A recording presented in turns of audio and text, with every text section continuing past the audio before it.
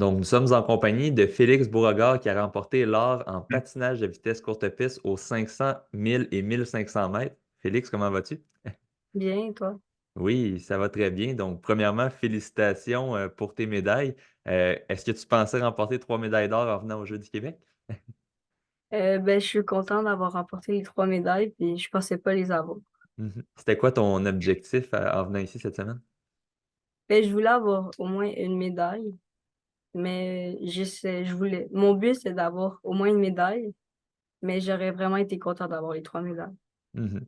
Donc, tu as réussi à avoir les trois. Est-ce qu'il y a une des trois courses peut-être qui a été plus difficile ou ça a été encore plus de travail pour aller chercher la médaille d'or?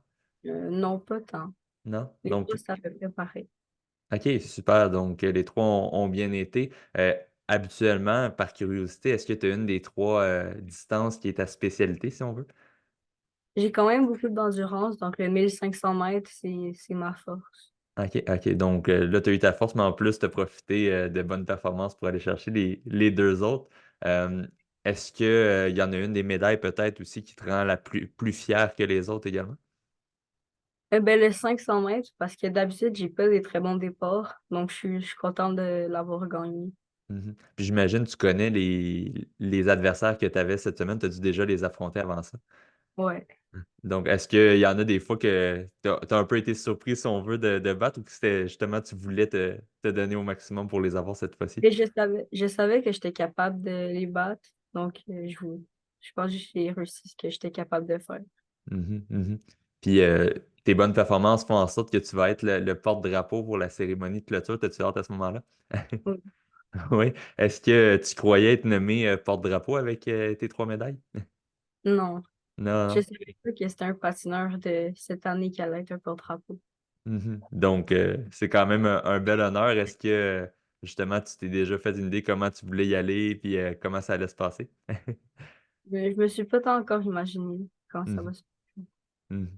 Super. Puis sur le plan personnel, évidemment, tu es encore tout jeune. Est-ce que tu as des objectifs, des idées de ce que tu veux faire pour la suite dans le patinage de vitesse? Est-ce que tu as d'autres peut-être compétitions qui s'en viennent cette année?